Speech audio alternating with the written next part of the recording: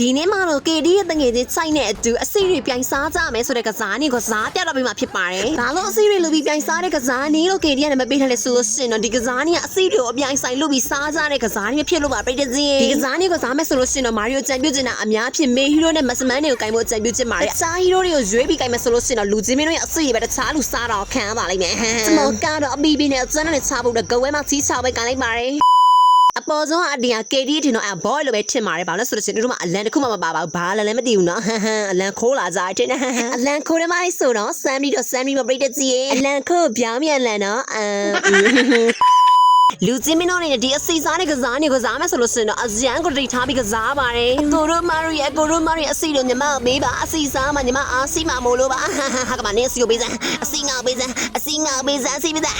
အစီတွေထွက်ကုန်လူများအစီများနှိုက်ရမလားအောင်မေကိုအစီနှိုက်ခံလိုက်ရပြိတက်ကြီးကလေကြောက်လေ KD အရန်သိချင်တာပြိတက်ကြီးရဲ့ KD ရဲ့အနေနာတွေကဘော်ဒေတာတကယ်လို့စစ်နေလားဆိုမသေးကိုတို့တွေကလည်းမနိုင်လဲဝင်လုံးတော့ပဲအစီလူချင်းနေစားချင်တယ်စောနေတို့တွေငါ့ရဲ့အစီကိုနှိုက်တာတွေကနေတို့ရဲ့အစီတို့ပြန်နိုင်ဖို့ KD လာပြီ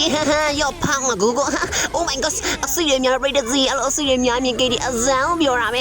အစီတွေကိုစားမှလိုက်စားမှလေအစီမစားလို့ရှင်ဒီကစားနေမှာရှုံးသွားမှာပေါ့ကစားနေနဲ့9မိနစ်လောက်လဲကြာဟောကိုဘက်ကခရီးတဲ့ရက်တော့ဟာဘာဖြစ်တာလဲပေါ့နော်အဇံထူးဆန်းဘယ်ဟောက်မနော်ဟိုဘက်ကအလန်ခိုးတဲ့အတင်းကအစီတွေကပြည့်သွားလို့ရှေ့ဆုံးမှာဇောက်နေတာလေ KD ဒီကစားနေကိုစော်ညာပွဲ20မကတော့ပြိတက်ကြီးတပွဲမှလည်းမနိုင်ဘူးဒီတပွဲတော့နိုင်စလို့မလို့အစီတွေကိုစားလိုက်မှအစီပေးပါတော့ကြီးပြန်ပြီလူများစီနှိုက်ကမှာကိုစီပြန်နှိုက်ခံရပြိတက်ကြီးအစားတင်းနိုင်တော်ရီအလန်ခိုးတဲ့အတင်းကနိုင်တော့ရတယ်ဆို KD ဒီမခံနိုင်ဘူးအဇံကိုဆိုတယ်တပွဲမှလည်းမနိုင်ဘူးခုကြည့်နေကြတဲ့ပြိတက်ကြီးတွေမှာဒီအစီပြိုင်စားတဲ့ကစားနေကိုတွန်းတွန်းချင်းစော်တယ်ဆိုလို့ရှင် KD နဲ့တူစော်ပြီးတော့ဖိတ်ခေါ်ပါတယ်ထောက်ဆန်တိုင်းဗီဒီယိုလေးကို like ချက်လေးလုပ်ပေးကြပါအောင်နော်